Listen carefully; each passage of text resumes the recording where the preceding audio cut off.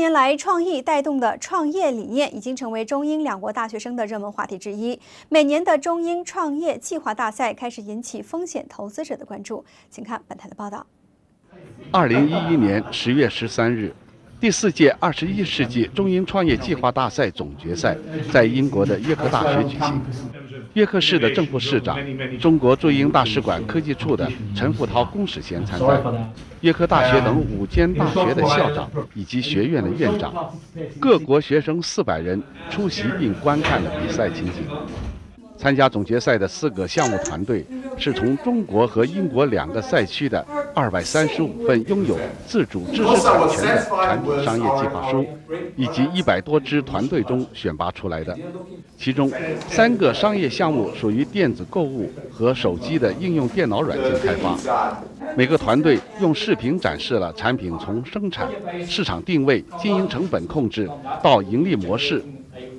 大赛评委对商业计划的回报率提出了许多有价值的意见。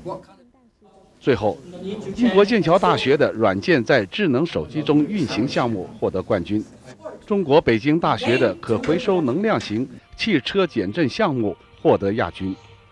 英国伦敦大学学院和中国清华大学的团队并列第3名。凤凰卫视欧洲台综合报道。好，以上就是本期的金融周，再次感谢您的收看，我们明天同时再会。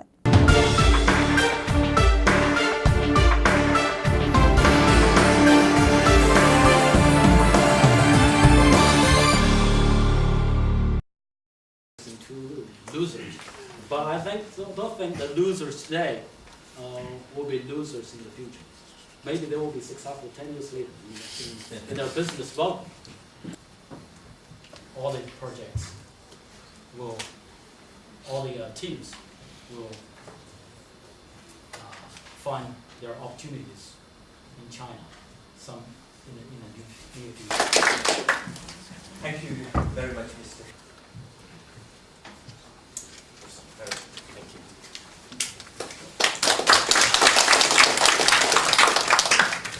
Minister Council stage of this year's competition.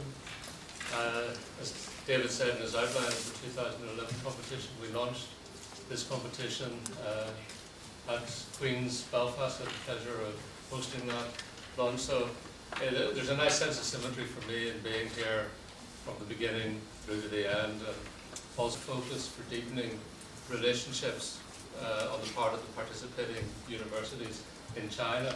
And rather than give a very general overview of China relationships and what it's like to work with China from a university perspective, what I thought I'd do this afternoon is really give you a simple case study of how China-UK relationships have developed in terms of what we've been in development partnerships, particularly around program development, working with Shenzhen University in Guangdong province.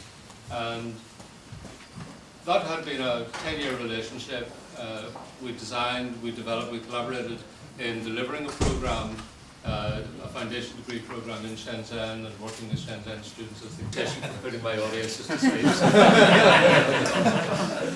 Wonderful. Everything is down to timing, isn't it? What we did in building on that initial relationship that we had in China was develop a specific program which we ran with our colleagues in Shenzhen, looking at the development of an entrepreneurial curriculum, the knowledge capacity and the business application of it, and developing teaching materials that could be used in a China context. And we began working 2 years ago almost with Chongqing University, who obviously had a long-standing association with this particular competition, and with Sichuan International Studies University in Chongqing, to build a deeper set of relationships, sponsored mission to Chongqing, trade delegation, participation in a forum on building a sustainable future, which was an opportunity to showcase some of our ideas. Interface event.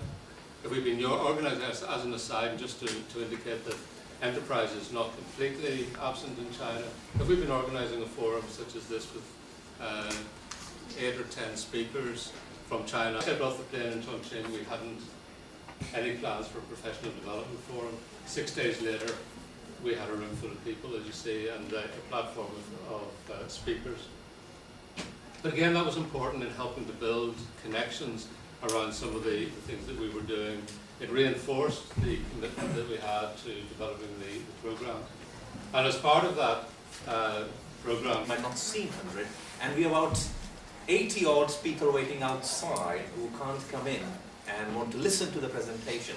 We made some slight changes. We're going to move into a bigger... That you've been able to come to the culmination of this very successful University College London and Queen's University Belfast since 2008. And we've developed very significant collaborations with partners from Chongqing, Tianjin and the Ministry of Science and Technology as a result of this competition.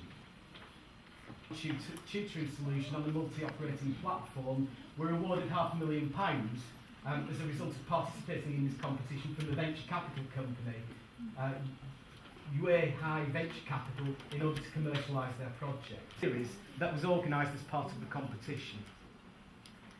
So I wish you all similar success as a result of today's competition. I'm sure you all will succeed, and I wish all the participating teams today all the very best of luck and a thoroughly enjoyable event. Thank you very much. Thank you, Steve. Thank you. Of the City of York, welcome you to our wonderful ancient city. We in York, as you know, can trace our history back to the Romans landing here in AD 71, and I know very well that we cannot match the history that you have in your home country of China, which goes back many, many years before York was originally founded. But we do have a lot of history to shout about in York in terms of innovations over many, many centuries and many years.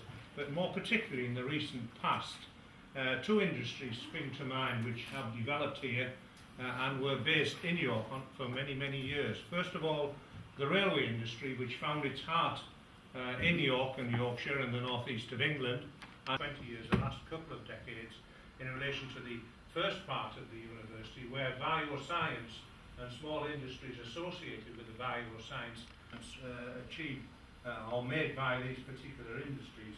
And I know what you are looking at today is at the later date, but it remains for me basically to welcome you to York, to welcome you to our historic city. If you do get the opportunity to look around the city, please do so. You will find an awful lot of interesting features in the city which we look forward to retaining in the future.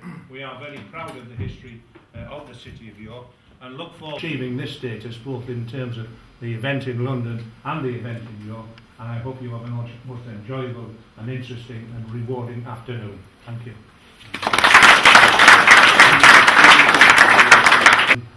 I just want to say it's absolutely splendid that we have only standing room. You know, this is brilliant and a testimony, if you like, to the way in which this competition has grown. Lancaster is one of the 4 universities. Welcome to here, come a long way from China. Okay. So, director for the China Medical Research Institute. So, first, this association actually is a government department, and it's led by the Chongqing Communist Commission, a branch of the Professor Zhong Zihua. He is also head of Science and Technology Department of Chongqing. So it's a non-government organization as claimed in its constitution. However, it's led by the government official, and we have 300,000 members and 173 committee members. So it's also a member of PPCC, just like the Council of People's Congress, PPCC, People's Political Consultative Conference. It's also a channel the scientists to work. So we have a lot of funding available. And this is responsibility. I'm only covering part of our responsibility just now. So we care of the science and the popularity. Also, we have a D6 since its beginning. So we're working with other provincial level, like Jiangsu, Zhejiang, Tianjin. The final, again, is in our association headquarters. So this is the lower picture. And this is when judges UK. Well, this is the award ceremony which is in Chongqing. So first, this is the third sub-professional economic room in China.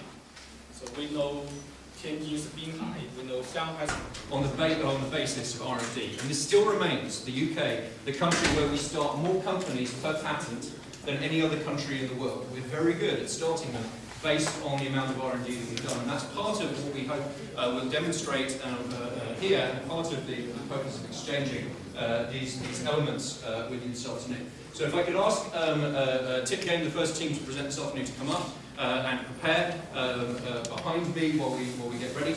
Each team will be given 25 minutes to come around, guys. Each team will be given 25 minutes to present. I will introduce them. The first 15 minutes is the actual presentation. There'll then be up to 10 minutes of Q&A by the judges, which will be chaired by Richard Harrison, the chair of judges this afternoon, which they were put onto the original programme. So first we will have Tip Game from UCL. Sorry, that's great promotions with their friends. Hi, I'm Martin, and together with my business partner Toledo, who is also the birthday boy today, we present Tip Game. Let's meet one more person, Bob. Bob is a university student, and on the weekend he loves to run, take pictures, and to climb. Like most of the students, he's short on money. He's looking for the latest discounts. However, he was able in London, and they have great products and a promotion budget. And they are looking for new customers and Bob and his friends. However, they are facing a challenge. Traditional media doesn't work as much as before. Instead, Bob and his friends, they rely on each other's recommendation. What if we can bring the two worlds together? On the one side, Super Sports, who has great products and a promotion budget, and is looking for new customers. And on the other side, we have Bob, who's looking for great discounts and is willing to share. What if we can bring the two worlds together? Execute it. Compared to other Groupon and voucher providers, Tipkin focuses on the person who's in the store and he's passionate about something. He likes a promotion. And then he tells his online community over social media about it. So how can we make money out of it? We have two main revenue streams. First of all, a £50 monthly subscription fee for stores to generate unlimited barcode and unlimited campaign size. And then we have a 1% commission fee when we help retailer to generate a sale. We provide a very easy-to-use promotion management platform for stores to generate campaign site and mobile campaign site and QR code. It only takes them 5 minutes to create a promotion. So the first thing they need to do is just key in the description of the promotion and upload a picture, and then immediately they will have a mobile campaign site and unique barcode for promotion, which increased their revenue by 86%. Costa was satisfied with our result, and we're happy to say we are finalizing the contract with Costa, so in next month they will become our first paying customer. So what if we can replicate our successful result from the world, have more possibility to go viral? And in fact, this is what we are doing now. Currently, we are launching a pilot run with 10 stores around UCL. They're including some good chains like Costa and Gourmet Burger Kitchen, which have 60 branches around the UK. And after Tipcan can scale up to other segments easily afterwards. After our successful launch in the UK, we will extend our business to the Great China market, including not only mainland China and Hong Kong, Macau, Taiwan, and potentially Singapore. The reason why we think China market is appealing to us, there are 80 million smartphones sold in China. And Chinese people are used to use mobile application since 2.5 generation of mobile network. So that's a file with the QR code. Then I'm scanning it here. Okay, we have internet.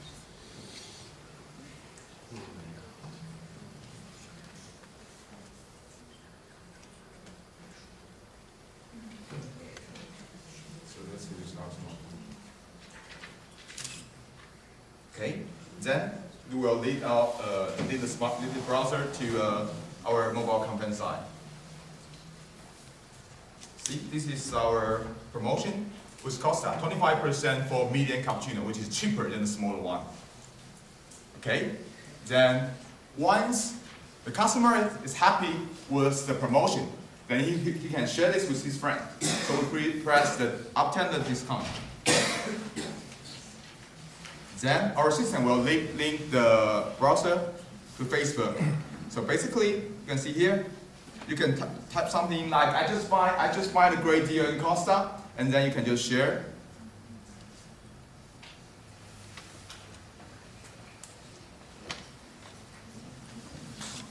And now, you just show the voucher to the cashier, then you will have a discount on your medium cappuccino. And at the same time,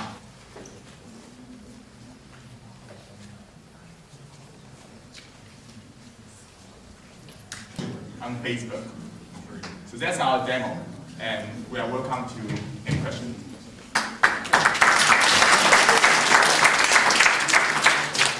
Okay, thank you. Can I begin by marketing arrangements?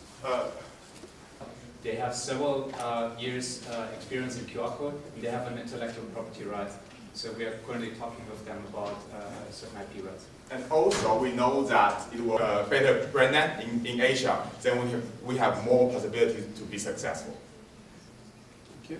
Any stores who hears about us can then go to our website and register and create own campaigns. So in terms of your expense items here, point to the marketing is that where all of this cost is? To approach to the customer, and then of course we will have some marketing expense to go to those social media and participate in several different kind of conference or industrial societies, so that we can approach more customer.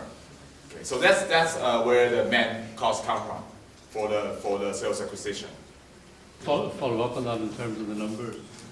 If you say by subscription charge, but from the commission. Acquisition. Yeah. So that's at what, 1%? Yeah, 1%. Okay, and you were projecting 67 million? No, 30 million. 30. What volume of sales do your partners need to be driving through the system to generate that? So we have a predict. Sorry, it's a little bit dark. For each store, like it's in China, it's very easy for one store to have 1,000 foot traffic per day. So first we wanted to address the concept, and therefore we are around UCL, so therefore we can quickly attack and get feedback. Discounting one branch of Costa, or you got it for any branch of Costa, it makes a huge difference if you could use that in any of the branches. Yeah, that's exactly. Scale is there, I think, but the model seems to be very focused on one branch rather than on. The thing is that for the London LSE or Imperial College, so that's our strategy. Okay, in the interest of time and to ensure fairness to all of the presenting groups, I think we have to draw to a halt there. So thank you guys very much. The next team. This is horrific padding on my part, just to fill the gap between this. Additionally, the observer controls the damping in a mechanical way, but our observer can control the damping in an electric way, which means that we can facilitate the observer to get a better durability. And actually, our program has gained 200,000 RMB through different competitions and collaborations with bigger companies. Our R&D team has gained 1 invented patent and 4 utility model patents since 2007, and we are very happy that we can enjoy the cooperation with very good partners, because all of them are the leading players in the vehicle manufacturing industry in China. And there's that no more extra cost. And fourth, the manufacturer can maintain the extant structure of the car body, because the size, the installments, the function of our products are the same with that of traditional ones. So they can just replace them without any adjustment to the car body. The power that supports the dynamical system and the electric system of the car. Actually, the investment of the auto parts industry has increased by to produce the thing. And we will provide every kind of technological support to them. And they do the production thing, and we just support.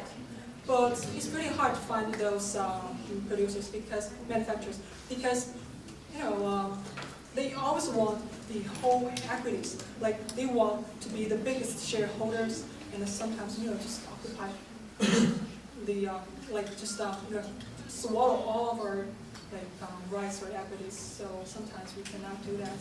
So there's no cooperation in that way. But we can do it. To actually work with the car manufacturers, because you need to actually have somebody buy your product.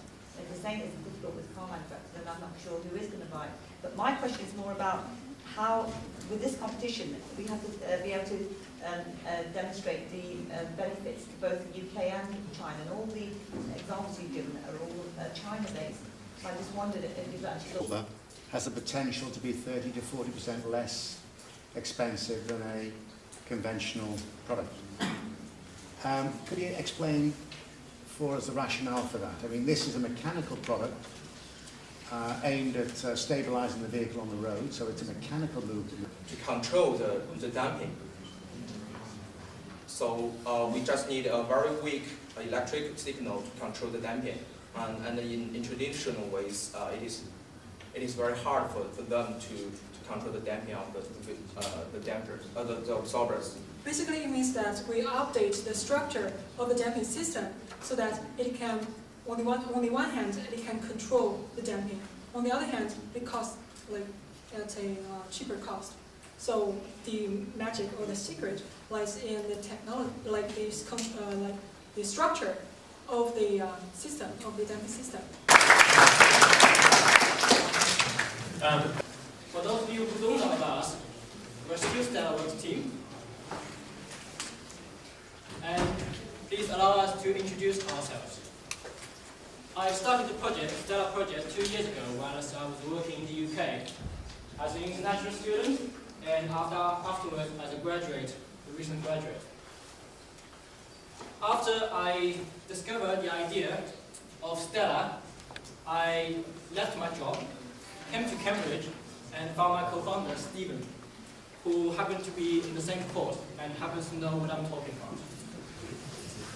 And as a good rule of thumb, if you want to find a good co-founder, go to Cambridge. We studied the same course, now tech being sold. That one very store occupies 59% of the market share, while